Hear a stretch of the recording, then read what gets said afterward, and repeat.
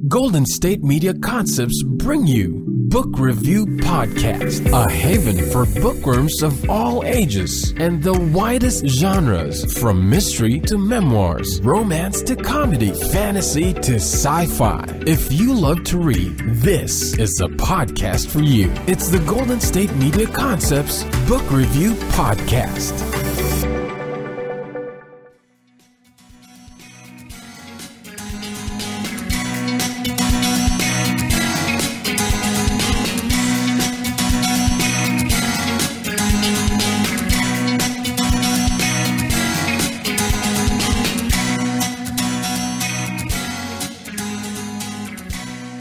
Hello and welcome to the GSMC Book Review Podcast, brought to you by the GSMC Podcast Network. I am your host, Sarah, and I am happy to be with you again today for another author interview. We're getting back into the swing with author interviews, and I am loving them as usual. Today, I am talking with sci-fi author J.D. Sanderson about his debut novel, A Footstep Echo. So let me give you the description of that, and then I'll talk a little bit more about it. Who is the mystery girl? Bernard Abbey's life was routine, stagnant, and lonely. That all changed the day she entered his life. To save him from being killed, a mysterious young woman transports Bernard to another point in time. As he comes to grips with what has happened, Bernard realizes his new friend is unable to speak. She cannot tell him who she is, where she is from, or how she can travel through time. Even worse, she's unable to tell him what is chasing her. As she takes him back and forth in time, they cross paths with strangers who claim to know his new friend, each with a different story of her origin. The only thing he knows for certain is that the fate of humanity's idyllic future is somehow connected with his new companion. So that is the description of A Footstep Echo by J.D. Sanderson. As I said, it is sci-fi. It's a time travel novel, which I always enjoy.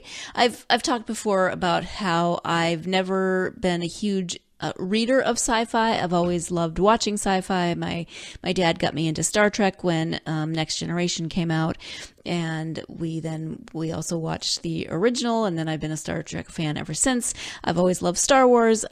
My husband introduced me to Doctor Who, and we actually have gone back in time. No pun intended, sorry. We've gone back and started at the beginning with the very first Doctor from the 40s or 50s and watched all of the Doctors straight through, which is so cool. So I am familiar with the genre from a television and movie standpoint, but I've not always been a reader of sci-fi. And one of the things that I've enjoyed about doing these author interviews is that it has gotten me into reading the genre of sci-fi a little bit more. And I have discovered that I enjoy it more than I did the last time I gave it a try, which was probably high schoolish, and I don't remember exactly what I was reading that turned me off so much, but I am enjoying it much more. And I always said, I didn't really enjoy reading it because I got bogged down in the science, so maybe I'm either getting better at understanding the sciencey stuff, or I just skim through it enough that I can get the gist and not get bogged down. I don't know. At any rate, I didn't feel bogged down by the science in this novel. I enjoyed the story and the characters. One of the things that I really liked about this novel is that Bernard, who is the main character, is an older man. He's retired. He's a widower. His life has taken some turns that have left him lonely and isolated. And you just don't often see older characters as your main character, whether that's sci-fi or whether that's any number of genres. So I really appreciated getting a slightly different POV, point of view from the main character. At first I thought maybe it was going to be maybe from both Mystery Girl and Bernard's point of view. Just at the very beginning I thought that might be a possibility, but I was pleasantly surprised when it turned out to be Bernard's adventure, because it's just not something that you see very often. Of course, there is Mystery Girl, and you find out more about her as the book goes on. The book takes place in 3 different distinct sections or acts, and we find out more about Mystery Girl and why she can time travel and what happened to her to cause her to basically lose her memory and lose her ability to speak.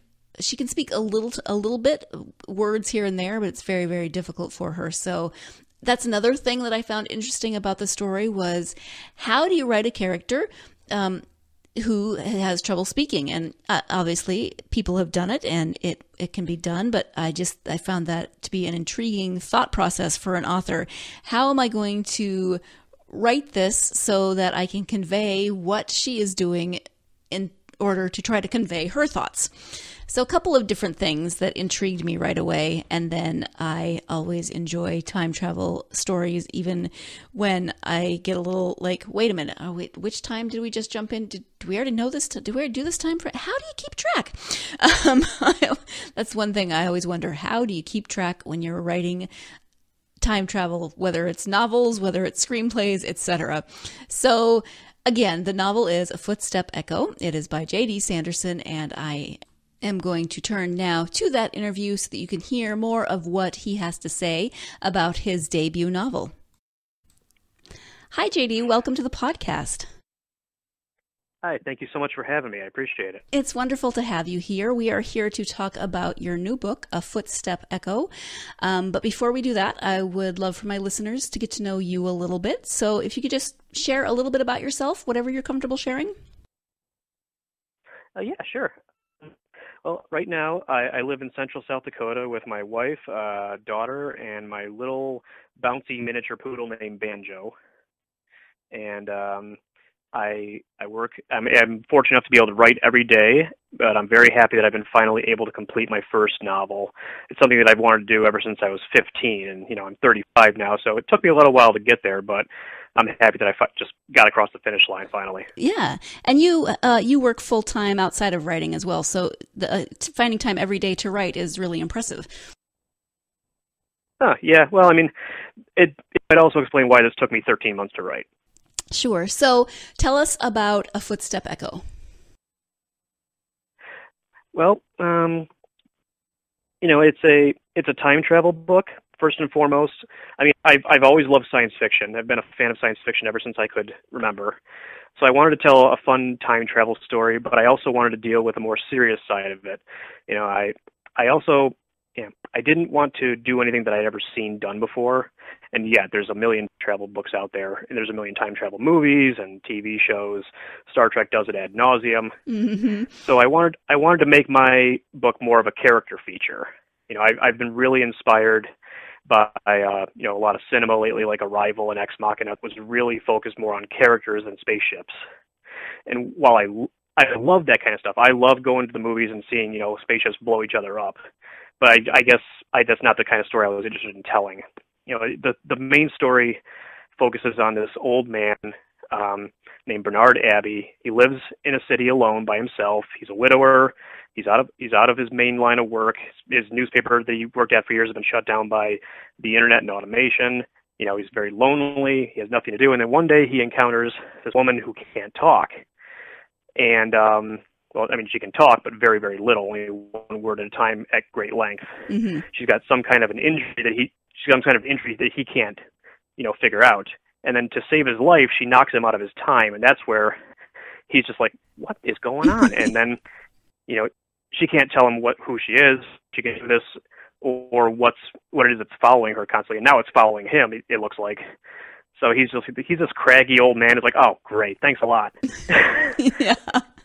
Yeah, that's the thing about Bernard, was that, when you first start the book, you think it's mainly going to focus on the woman, maybe, that is flashing Bernard in and out of his time to try to save his life. But it really is, it's about her to a certain extent, but the main character really is Bernard, who is an older man, like you said, which is not something that you see very often. You maybe see older men, kind of crotchety older men, as secondary characters, but never as the main character. So what do you think about Bernard will resonate with your readers?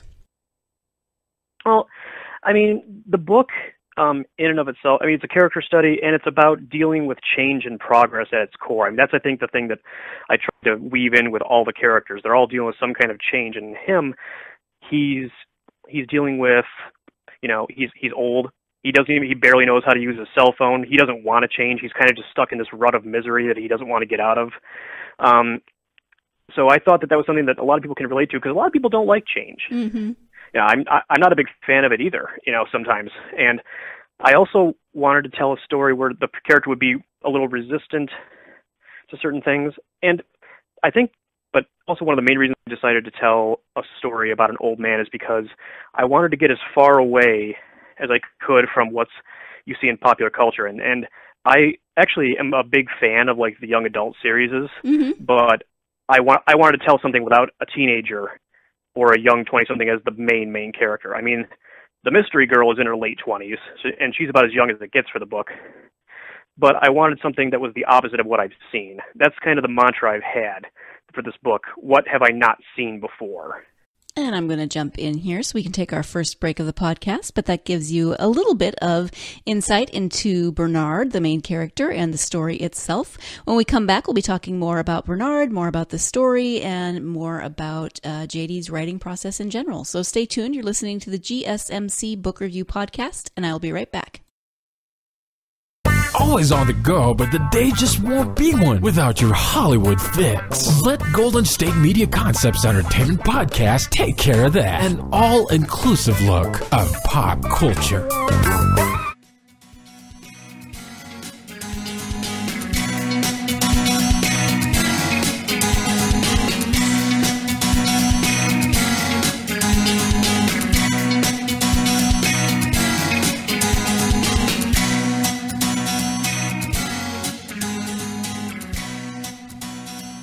Welcome back to the GSMC Book Review Podcast. I am speaking today with J.D. Sanderson about his debut novel, A Footstep Echo. And one of the things that I found interesting about Bernard was that, you know, he doesn't react well to change. He is kind of stuck in this rut. But when he bumps into Mystery Girl and she flashes him to a different time, he embraces it a lot more quickly than you would expect, because he does love science fiction and he's read a lot. So he embraces the change more quickly than you would expect from as grumpy as he seems at first. Yeah. I mean, she wears him down. It's one of those things. I mean, maybe I hope it's one of the only cliche things, but he's had no one to care for him or to care for in a long time. So when someone gets inside that crusty old exterior, you know, that he's like, okay, you're not so bad. And of course, by as the story gets going, he really starts to care for this person. You know, he has no children of his own. Him and his wife. His wife is deceased, but they never had kids of their own. And so he's like, oh, this is what it might be like to have a daughter or a granddaughter. Right. Did you have a specific inspiration for the story as a whole? Did you start with Bernard? Did you start with time travel? Where did you start with this book? This is actually a book that I had tried to write a year before I did, and I gave up. And that's kind of like a sad motif of my writing career, at least as far as fiction books. I had probably had like 10 or 12, you know, abandoned efforts since I was like, 15. And then I just was one day, I was like, and I realized that the reason I was giving up on them was because I was getting frustrated that they all sounded like something I loved. You know, something was a little too Star Trek-y. This was a little too Doctor Who. This was a little too Star Wars-y. And I was like, okay, I'm trying to emulate all the things I love. And so I just wanted to just tell a story that was complete, as original as I could make it. And one day in late 2016, my wife and I sat down to Netflix to watch this show called The OA. Mm-hmm. Which is this original, it stars Jason Isaacs and Britt Marling. It's this original serialized science fiction story, but it's mostly about the characters, and I was blown away. I'm like, oh my God, this is the kind of stuff I love. This is popular now. So I sat down and said, okay, I'm just going to wing it here, because I don't like scripting my stories out in advance. I have like 2 things that I could touch that I want to make sure I insert. And everything else, I just kind of just go with it and hopefully and just see where I end up. So after I saw that show, I was like, okay, maybe I could do this in book form. And the other thing that really inspired me is I am a fan of vintage radio plays. Mm-hmm. I have like a collection of hundreds of them from the 50s and 60s of drama shows like X-1 and Dimension X. These were all written by the greats like Clifford D. Simak and Robert Heinlein. And, they force you to use your imagination because it's just an audio story. So that's why I wanted to, I guess that kind of helped me evolve my style as a writer. Like, okay, I don't want to over-describe anything. I wanted to be able to let the reader know that it's okay for them to use their imagination and form something. I only describe, I think, like 3 of the characters in the book in real detail. Because, you could, this person, okay, you know where they're from, and you know their rough age, but, it's up to you to figure out what they want to look like. I think that, I don't mind when I read a book, that's completely filled with detail, but I personally don't think I could sell it that well. So I wanted to be able to let people come meet me halfway. I don't think you could friend me and I couldn't be able to describe a door in 4 pages.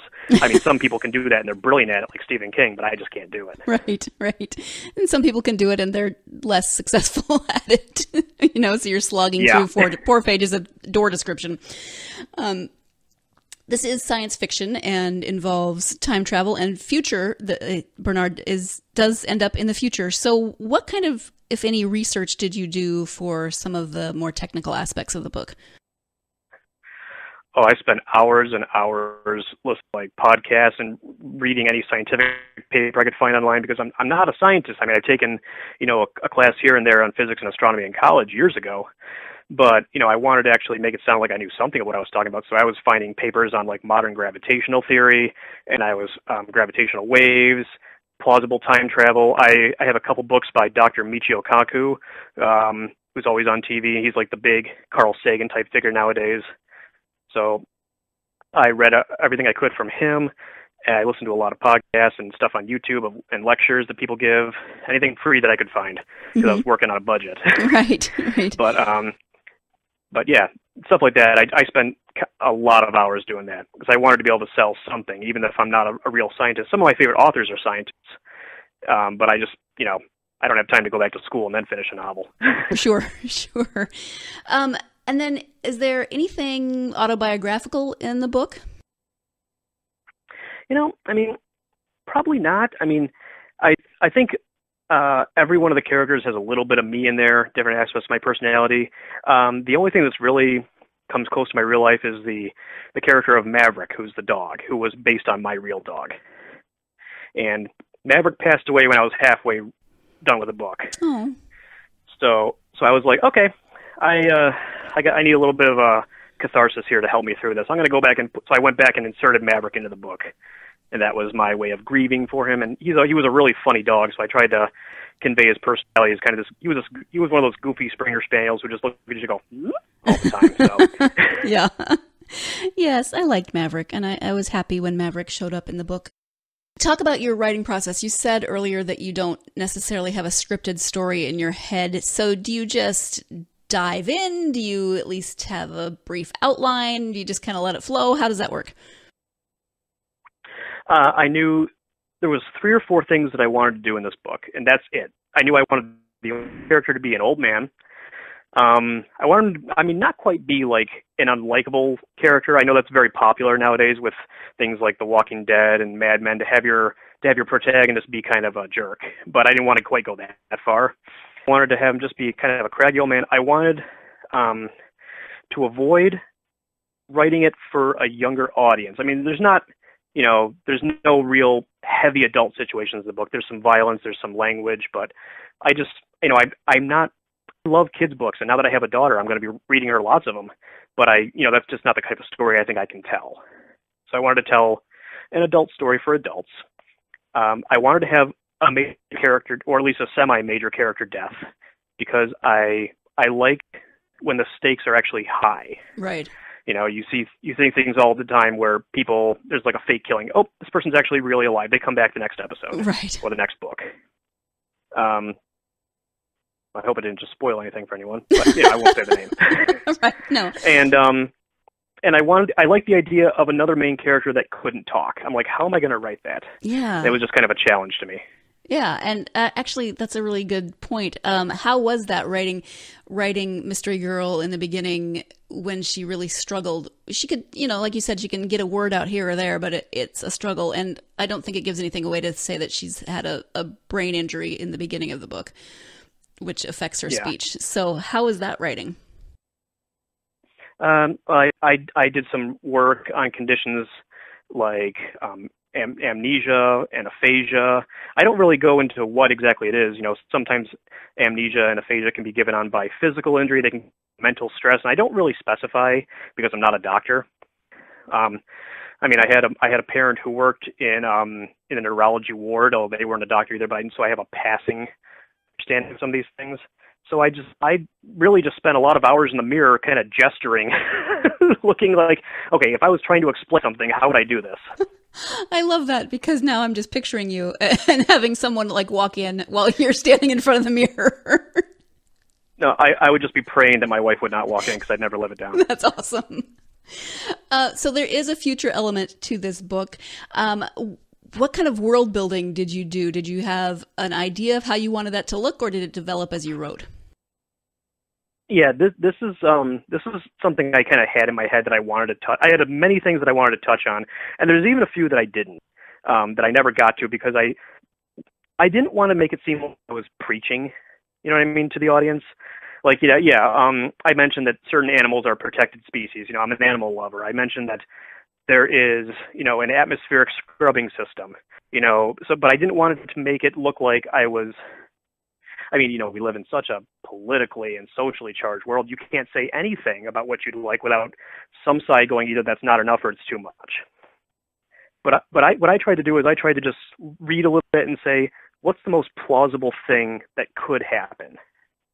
Where would technology go in a couple hundred years that, would probably be the most likely thing? And that's what I looked up. And then I tried to put a little bit of myself into that too. I like I'm a huge, if I see a whale documentary on Netflix, I automatically have to sit down and watch it. So that's why I have stuff like that mentioned, peppered in there. But, I tried to keep it as realistic as possible. There's hints in the book of solar system colonization and spaceships and stuff, but mostly the entire book takes place on Earth. So that's where I try to keep my focus. I wanted to pepper in little things to let you know that there was more going on in the world. Like they think they might have gotten a signal from outside the solar system. There's huge shipyards that are building fleets of ships to colonize the rest of it. But I didn't, because it's a character piece, I didn't want to spend too much time there. I just wanted to drop in enough to let you know that this big world outside these characters does exist. Jumping in once more so we can take our second and final break of the podcast. Stay tuned. You're listening to the GSMC Book Review Podcast, and I'll be right back. Tired of searching the vast jungle of podcasts? Now listen close and hear this out. There's a podcast network that covers just about everything that you've been searching. Hey! The Golden State Media Concepts Podcast Network is here. Nothing less than a podcast bliss with endless hours of podcast coverage. From news, sports, music, fashion, cooking, entertainment, fantasy, football, and so much more. So stop lurking around and go straight out to the Golden State Media Concepts Podcast Network. Guaranteed to fill that podcast itch. Whatever it may be. Visit us at www.gsmcpodcast.com. Follow us on Facebook and Twitter, and download us on iTunes, SoundCloud, and Google Play.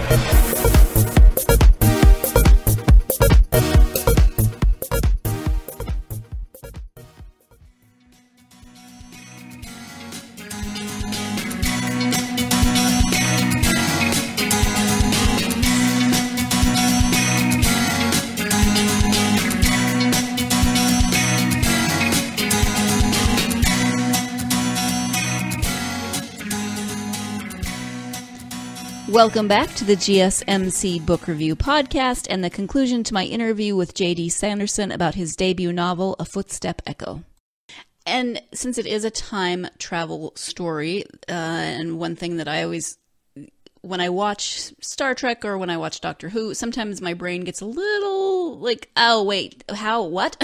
So when you're writing a time travel story, how do you keep things straight in your head?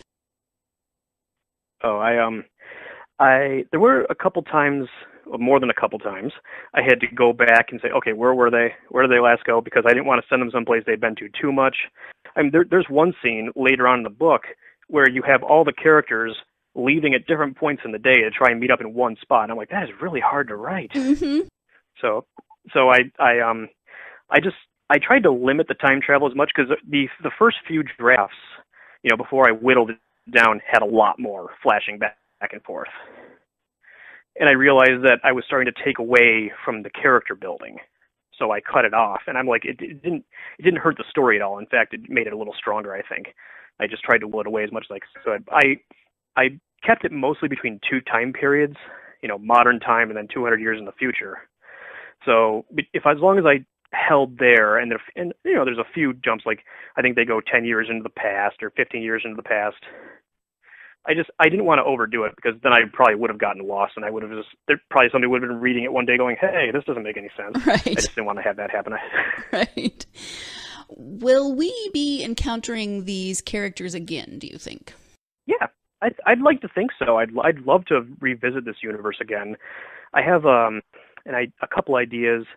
I don't know which characters I'd revisit. I know that I think Bernard's story is pretty much finished. He might make a cameo or but one of my beta readers said, wow, you really were hard on this poor old man. Yeah. So I think if I put him through anything more, I'm probably going to be facing pitchforks and torches for anyone who reads it. So. Well, but he at least least by the end of it, he's quite a likable guy. Yeah, but at least he had some more modern hospital care. So at least he wasn't. Yeah. I don't want to give too much away, but I'm just saying. Yeah, I think a future book would mostly focus on the mystery girl, whose name you do learn in the book, but I don't want to give it away here. And then there's two other characters named Caleb and Tal, who I think would be elevated to more leading roles, because they were the two that really, like I said, I had basic ideas for characters, but I didn't know what I was going to do until I did, and they actually really surprised me as I was writing it. Mm-hmm. Okay, thank you for that. So, what's next? Are you working on something right now? No, I'm just toying around with some ideas. I think if I were to revisit it, I've got a couple different possible titles in my head, and I think I'd like to keep it the way a Footstep Echo is, which the book is divided into three parts, three little mini stories. And I think next time I would do a 5-act structure instead of a 3-act structure. Instead of the beginning climax and then the descending action, I would have exposition, rising action, climax, falling action, then probably end it with some kind of horrible catastrophe. Just because I can't be nice to these people for too long. Oh, poor people. Okay. And even though I'd focus it on Mr. Girl, I think my plan next time is to take it off Earth. Because I have hinted that there's more going on. Yes. A Footstep Echo. Did you come up with the title before you started writing, or as you wrote? I came up with it was actually just titled just Echoes, I think, at first, or something similar to that. And then I think there's a beginning on where I describe how he puts his foot down and it's echoing in the air. I'm like, oh, that's kind of cool. It's kind of trippy. I'll do that. I'd like to say that I had more deep thought into it, but it was really just kind of like, yep, let's just do that. Because I don't know, I'm too busy writing the story to think about a grandiose title. And any title in your head I've noticed, the more you think about it, it just starts to sound lame. So I'm just like, okay, I'm just going to go with that and stick with it. Right. Okay. When you take the time to read, do you have favorite authors and genres? Oh yeah, I'm a diehard sci-fi fan. Mm-hmm. My favorite authors, though, one of them is a British science fiction author. He was also a physicist and mathematician named Charles Sheffield. And my favorite book of all time, though, is Watership Down by Richard Adams. Mm-hmm. And I love everything that man wrote. And even though he wasn't a sci-fi guy, he was more of a fantasy storyteller. talked about, gave animals characters. He told such great character stories that, it didn't matter to me, Mr. Sci-Fi, it didn't matter to me that these were animals talking in some field in England because I just was so engrossed in the characters. Mm-hmm. Like, okay, this is the kind of story I want to tell. So I'll go back and read Watership Down, 5 times, and never get bored of it. And there's some other, sci-fi authors like Ted Chiang or David Weber I'm a huge fan of, Keith Laumer. Okay, thank you for that. So where can people find you online? Do you have a website? Do you have social media? Yeah, you can find me on social media. My Twitter account is @asci-fi-writer. I can't believe I got that one. Yeah. My Facebook is facebook.com/author JD Sanderson.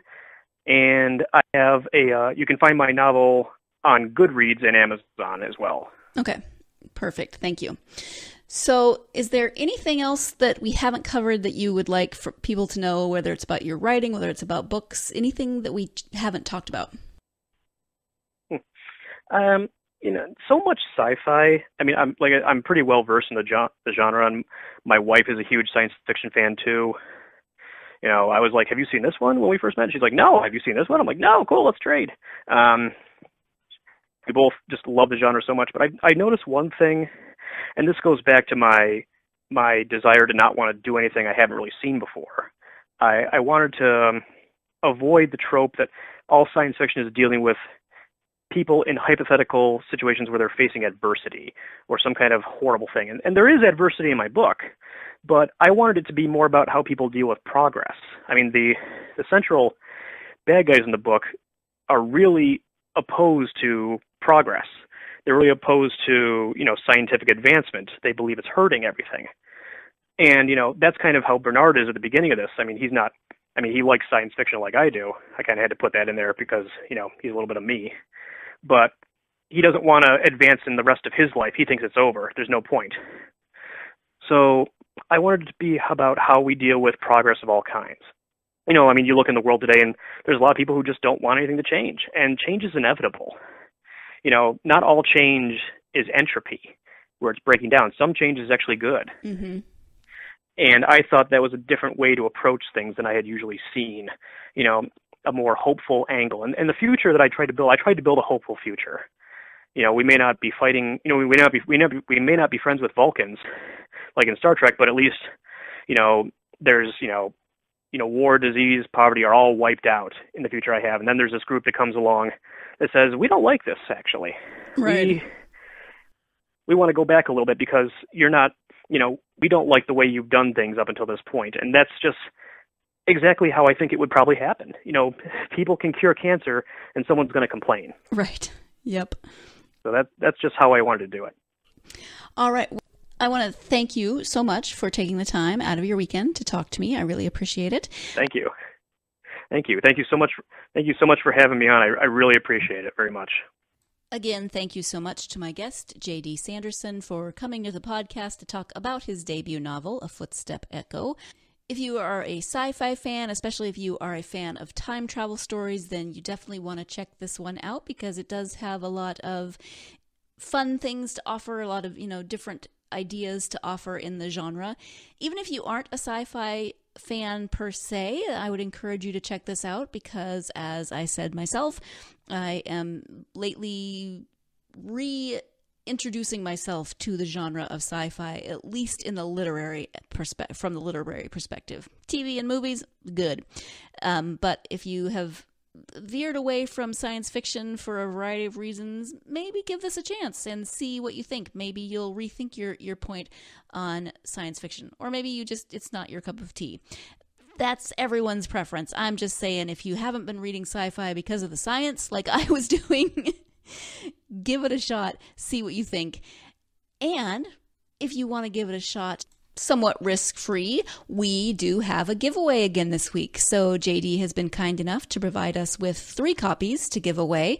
As usual, it's very easy to win a copy of this book. You just have to go to our social media pages, Facebook, Twitter, or Instagram. Those links are in the description of this podcast. Just go to those social media pages and comment on episode 101, Interview with JD Sanderson. That is it. If while you're there, you can give us a follow, you can give us likes on other things. Go check out the social media pages. Go comment on this episode. Win a copy of A Footstep Echo by J.D. Sanderson. You know you want to. Come on. Just hop on there and do it. It'll take you 30 seconds. So yes, we have 3 copies to give away. Facebook, Twitter, or Instagram. Comment on episode 101.